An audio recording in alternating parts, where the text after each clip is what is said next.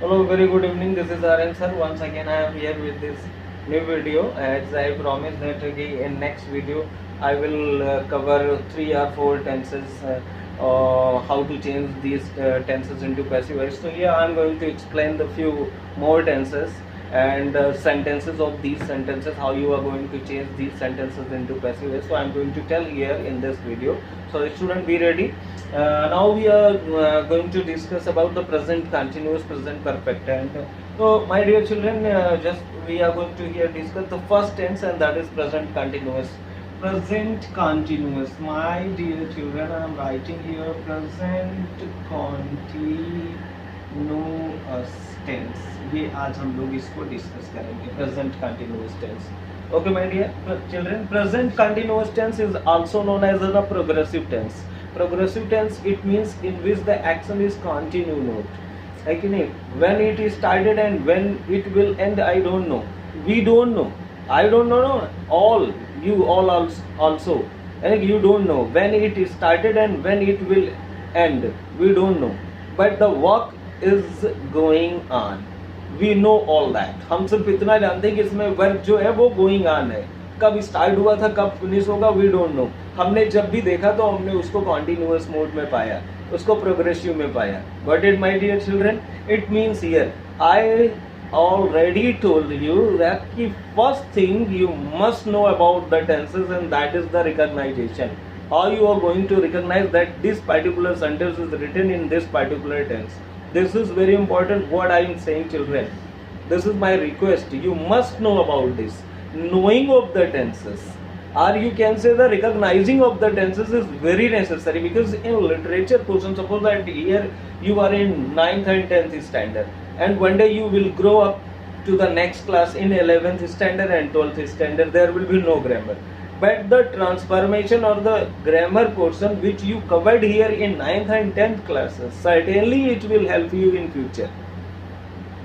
Okay, and it is very helpful in literature. While because if you have the idea about the summary of the chapter of any poem in your mind, then you can make sentences of your own if you have the knowledge about the tenses.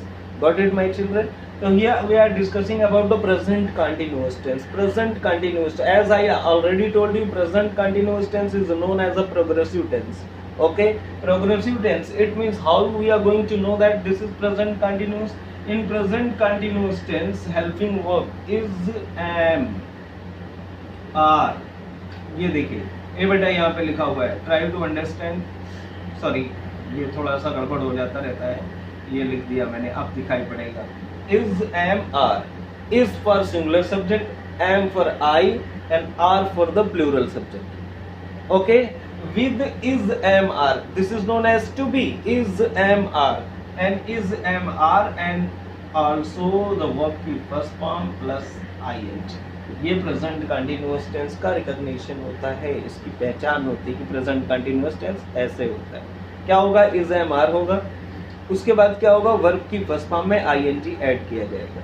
इसको हम लोग present progressive tense या present continuous tense कहते हैं. समझ में आ गया बच्चों?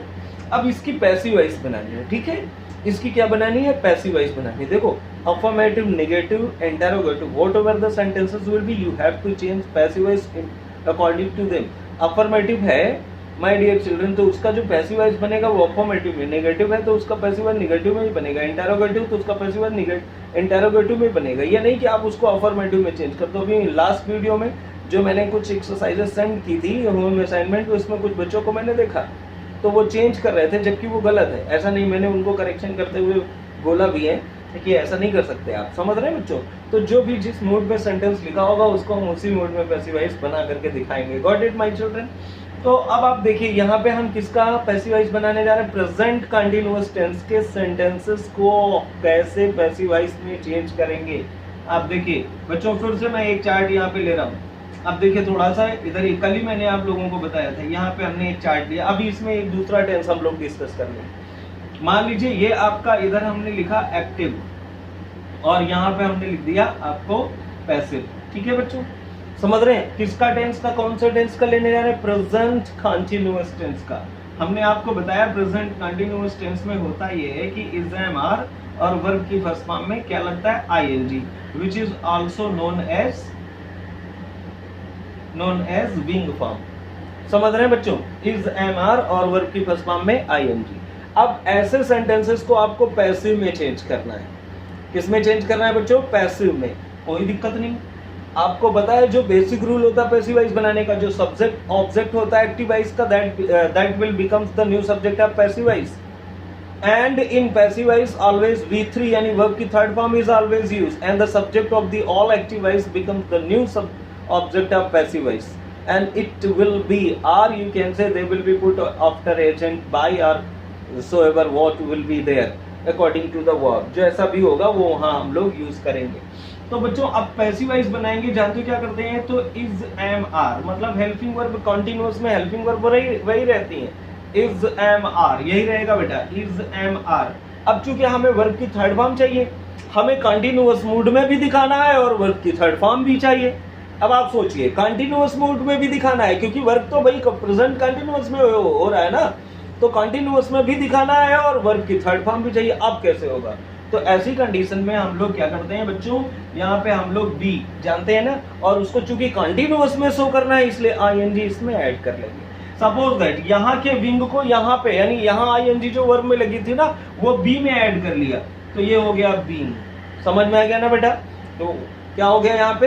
बीइंग। और जैसे ये बीइंग हुआ वैसे ही फिर हम लोग यहाँ पे क्या लगा लेंगे? वर्ब की कौन सी फॉर्म हो गई? थर्ड फॉर्म, और आपकी पैसिव वॉइस बन गई। लो भाई हमने एक टेंस आज कवर कर लिया बहुत जल्दी ही। इसका ये फायदा हुआ कि लास्ट वाले वीडियो में थोड़ा धीरे धीरे हम लोगों ने पढ़ा था, है कि नहीं? तो उससे आपको आइडियाज आ गए और अब हम लोग जल्दी जल्दी कवर कर लेंगे। तो प्रेजेंट कंटिन्यूअस के टेंसेस के सेंटेंसेस की पैसिव वॉइस इस तरह से चेंज की जाएगी। एक एग्जाम्पल, दो एग्जाम्पल, तीन एग्जाम्पल हम आपको करके दिखाते हैं। Hope you will all understand and do the exercise whatever I will send to you. Okay my dear children, suppose that, मान लो एग्जाम्पल के तौर पे देखो, सपोज दैट आई एम, देखो, राइटिंग 2 लेटर्स, ये बच्चों लिखा हुआ है, आई एम राइटिंग 2 लेटर्स।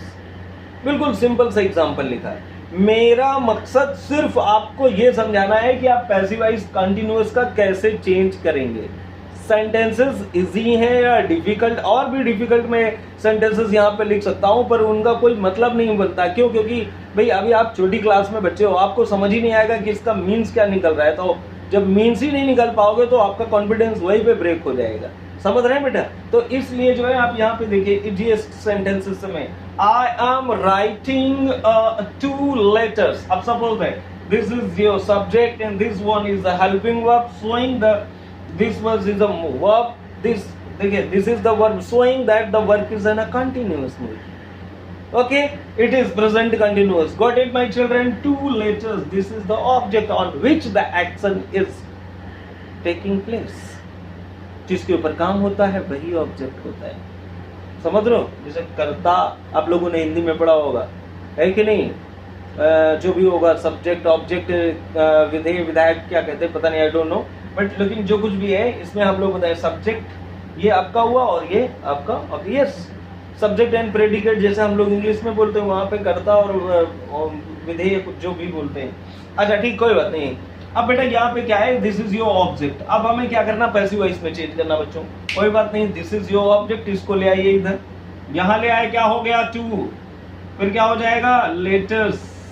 ये पूरी नाउन हो गई ना भाई, ये तो आपका डिटर्मिनर्स है ना, इसके साथ जो वर्ड लगा होगा वो दोनों मिल करके नाउन बनेंगे ना, है कि नहीं? 2 थोड़ा नाउन हो जाएगा, सब्जेक्ट हो जाएगा, तो क्या हो जाएगा? 2 लेटर्स इधर आया। अब see, this is your new subject and this new subject is in plural number। अब जब कोई सब्जेक्ट प्लूरल नंबर में है तो भैया फिर यहाँ पे क्या होगा? इस एमआर में से कोई एक कौन सी आएगी चीज? आर। 2 letters are. अब मैं क्या कर रहा हूँ? पैसिव वॉइस बना रहे हैं, यानी वर्ब की थर्ड फॉर्म लगानी, आईएनजी लगाए, क्या करेंगे? बीइंग कर लेंगे। समझ रहे हैं बच्चों? तो यहाँ क्या हो जाएगा? Being. The 2 letters are being. अब यहाँ बचा राइट, जिसकी थर्ड फॉर्म क्या हो जाएगी? Got it my dear children? तो क्या हो जाएगा, 2 letters are being, और फिर क्या हो जाएगा बोलो बेटा, written by, इसका इधर गया तो क्या हो गया, being हो गया। आ गया सारे बच्चों को समझ में। जैसे मान लो suppose that are you interrogative sentence में बना रहा हूं, देख लीजिए, are you calling me, are you calling me. अब बेटा देखो, this is your object, it will be surely new subject, but this sentence is written in interrogative, and earlier I told you an interrogative sentence will be changed into passive voice in interrogative only. Interrogative mood में है तो interrogative में ही उसकी passive voice बनेगी, समझ रहे हैं। इसका मतलब यहाँ पे आई है, तो आई को जब आप इधर लेकर के आओगे तो क्या हो जाएगा, बोलो भाई, am. Is that clear? Because I के साथ तो इज नहीं आता, आर नहीं आता, क्या आता है, आई, एम आई। और फिर बेटा क्या करना है इसको, बीइंग, और फिर क्या हो जाएगा बोलो बेटा, कॉल्ड, और फिर क्या हो जाएगा, बाय, और फिर क्या हो गया, यू। देखा माय डियर चिल्ड्रन, समझ में है ना? जी है ना भाई, इस टेंस को आपको आसानी से समझाया। दूसरा टेंस कौन सा, अभी हम डिस्कस करेंगे। पहले मान लो एक और sentence, who is calling you. बच्चों देखो, दिख रहा है सबको, who is calling you, I am writing who is calling you. इसका मतलब इसको चेंज करेंगे तो क्या होगा, कल ही मैंने बताया था, whom को यानी बाय whom, और फिर क्या यहाँ पे हमने लिखा नहीं, हु इज कॉलिंग यू, यहाँ पे ऑब्जेक्ट नहीं लिखा था, लिख दिया मैंने, बाय whom, यू इधर आएगा, सब्जेक्ट बनेगा तो और यू, और फिर क्या लगाओगे बच्चों, बीइंग लगेगा ना बेटा, क्यों, क्योंकि कंटिन्यूअस में है तो बीइंग तो लगना ही है, तो क्या हो जाएगा, बीइंग, और फिर क्या हो जाएगा, वर्ब की थर्ड फॉर्म कॉल्ड। ये लो पैसिव वॉइस बनेगा, बाय whom तो आप पहले भी सब्जेक्ट, तो by whom are you being called. ये एक टेंस आज हमने कवर कर लिया, बहुत आसानी से, बहुत जल्दी एक टेंस आज कवर हो गया। दूसरा टेंस भी बहुत जल्दी फटाफट कवर करते हैं हम लोग बच्चों, है कि नहीं? दूसरे टेंस के बारे में हम लोग बात करते हैं, क्या नहीं, इरेज इट, ओके। अब देखो मैं इसको इरेज कर रहा हूं बच्चों, अब आप देखिए माइंड में अपने रखिएगा कि मैंने कैसे बताया है। अब बच्चों इसको हमने इरेज किया और दूसरे टेंस की तरफ बढ़ रहे हैं, और दूसरा टेंस है बच्चों वो आपका कौन सा, present perfect, present perfect tense. फिर वही चीज कैसे पहचानोगे भाई, this is present perfect tense. मैंने पहले ही आपको बता रखा कि किसी भी टेंस को पहचानने के लिए आप वर्ब को देखिए, वर्ब को देखिए, वर्ब आपको बता देगी कि ये कौन सा टेंस है, या इस सेंटेंस में कौन से टेंस का यूज किया गया है। वर्ब आप देखिए, जैसे ही वर्ब देखोगे आपको तुरंत पता चलेगा कि ये कौन सा टेंस है। बच्चों अब प्रेजेंट परफेक्ट टेंस होता है, इसमें टाइम हम जल्दी वेस्ट नहीं करेंगे ज्यादा। इसमें देखो बेटा, इसमें जल्दी से बता देते हैं कि इसमें हैज या have with singular subject, has with plural subject, have use होता है, और बच्चों वर्ब की कौन सी फॉर्म आती है, थर्ड फॉर्म। ये इसकी खास बात है प्रेजेंट परफेक्ट टेंस में, क्योंकि प्रेजेंट परफेक्ट टेंस एक ऐसा टेंस होता है बच्चों जिसमें ऐसा शो किया जाता है कि ये वर्क अभी अभी हुआ है। बच्चों अगर वो मतलब जो है कि वीडियो देखिएगा आप लोग और उसके बाद ये बताइएगा कि सर अगर क्लियरिटी नहीं आ रही तो I will try to manage it anyhow, किसी तरह से मैं कोशिश करूंगा भाई, है कि नहीं? आजकल वैसे भी बड़ा हार्ड टाइम चल रहा है, लेकिन फिर भी क्या करना है, किसी तरह से तो पढ़ना ही है ना, सारे बच्चों को बताना तो वही है। तो हैज, हैव और वर्क की थर्ड फॉर्म, इसमें सो ये होता है कि वर्क अभी अभी खत्म हुआ, जैसे, है कि नहीं? बेटा पापा घर पे हैं, अंकल जी अभी अभी कहीं गए, चले गए, वो जा चुके हैं, वो खाना खा चुका है, वो सो चुका, मतलब जस्ट नाउ, अभी ऐसा लगता है कि तुरंत ऐसा अभी लग महसूस हो रहा है। तो यानी ये इसका टेंस का रिकॉग्निशन होगा बच्चों, क्या, हैज, हैव और वर्ब की कौन सी फॉर्म, थर्ड फॉर्म। तो प्रेजेंट परफेक्ट टेंस की खास बात बच्चों यही होती है कि इसकी जो पहचान होती है वो ये होती है कि इसमें हैज, हैव और वर्ब की थर्ड फॉर्म का यूज किया जाता है। बात वहीं पे अटक के आती है, क्या हमको करना है, पैसिव वॉइस बनानी, पैसिव वॉइस बनानी, कोई दिक्कत नहीं, आप देख लीजिए। फिर इधर आइए, इधर बच्चों क्या हुआ आपका एक्टिव, और इधर क्या हुआ पैसिव। आप समझ रहे हैं ना मेरे बच्चों? इधर एक्टिव यानी मैंने क्या बताया, हैज, हैव और वर्ब की कौन सी फॉर्म, थर्ड फॉर्म। नेगेटिव होगा तो कोई दिक्कत है, हैज नॉट वर्ब की थर्ड फॉर्म, प्लूरल होगा तो हैव नॉट वर्ब की थर्ड फॉर्म। यही होगा बच्चों, इसके अलावा तो और कुछ होगा नहीं भैया। हर एक केस में जब प्रेजेंट परफेक्ट टेंस की पैसिव वॉइस परफेक्ट की किसी भी टेंस की पैसिव वॉइस बनती तो उसमें बीन लग जाता है। क्या लग जाता है? बीन। यानी इसका मतलब हैव तो वही रहेगा बच्चों, है कि नहीं? इसमें केवल एक चीज जुड़ जाएगी, बीन, और फिर वर्ब की थर्ड फॉर्म तो इसमें ऑलरेडी दी ही रहती। ऑब्जेक्ट को सब्जेक्ट बनाना है, सब्जेक्ट को ऑब्जेक्ट बनाना है, एजेंट इधर उधर चेंज करने हैं, लगाने हैं, और बीन लगाना है। बाकी सारी चीजें सेंटेंस में ऑलरेडी दी ही रहती हैं। अरे बच्चों बहुत आसान है, इसको आप समझिए। एक एग्जांपल देता हूं, देखो जरा। ए बेटा, he has completed his work। ये देखो बच्चों, यहां पे हमने लिखा he has completed his work। This sentence is written object, verb की third form, helping verb, passive voice बनाओ बच्चों। क्या होगा? his work एक यूनिट है, वर्क एक यूनिट है, you cannot count it, only measure it. थोड़ा काम, ज्यादा काम, है कि नहीं? बहुत ज्यादा, बहुत कम, ऐसे कर सकते हो मेजर। तो जहां मेजरमेंट होता है वहां यूनिट होती, और यूनिट हमेशा सिंगुलर होती। इसका मतलब हिज वर्क हैज, और फिर क्या बच्चों? बीन, फिर क्या? कंप्लीटेड बाय, और यहाँ पे क्या लगाया है? समझ में आया कि नहीं? इंटेरोगेटिव बनाना वैसे ही बनेगा। कैसे बनेगा बच्चों? यहां पर देखो, who has broken it, किसने तोड़ा है इसको? who has broken it, किसने तोड़ा है भाई इसे, है कि नहीं? तो क्या हो जाएगा? who को काय में चेंज करोगे बच्चों? by whom, और फिर क्या हो जाएगा? has, फिर क्या हो जाएगा? it, फिर क्या हो जाएगा? been, फिर क्या हो जाएगा? broken। क्वेश्चन मार्क लगाओ। कोई दिक्कत आप लोगों को? एक टेंस हमने और कवर कर दिया। देख लीजिए फिर से। ये बच्चों यहाँ पे हमने आपके सामने लिख दिया है active voice, passive voice. Present perfect में हैज, हैव और की थर्ड फॉर्म यूज होती है। नेगेटिव होगा तो हैज नॉट, हैव नॉट और वर्ब की थर्ड फॉर्म यूज होती है। परफेक्ट टेंस की पैसिव वॉइस बनाते हैं तो बीन लगाते हैं, वर्ब की थर्ड फॉर्म तो हमको दी रहती है। एग्जांपल एक दिया, he has completed his work, object इसमें his work है, his work has been completed, यहाँ लिखा हुआ है has been completed by him। एक इंटेरोगेटिव मैंने बताया, who has broken it, by whom has it been broken। Perfect में केवल आपको बीन लगाना है, कॉन्टिन्यूअस में आपको बीइंग लगाना है। इतना ध्यान रखना बच्चों। आज हमने आपको 2 टेंसेस पढ़ाए हैं, 2 टेंसेस पढ़ाए हैं, और कल एक मैंने आपको इंडेफिनिट पढ़ाया। अब कल वाले वीडियो में मैं इन सारे टेंसेस को कवर करते हुए the difficult, most difficult you can say, वो एक्सरसाइज एक अपने आप से यहाँ पे आपको सॉल्व करके दिखाऊंगा, है कि नहीं? समझाते हुए, बताते हुए कि कैसे ये है। फिर उसके बाद नेक्स्ट जो टेंसेस बचे हैं वो नेक्स्ट वीडियो में होंगे। पर मेरे बच्चों, मेरे प्यारे बच्चों, मेरे अवध कॉलेज के जितने भी 9th और 10th के बच्चे हैं, this is my humble request to them.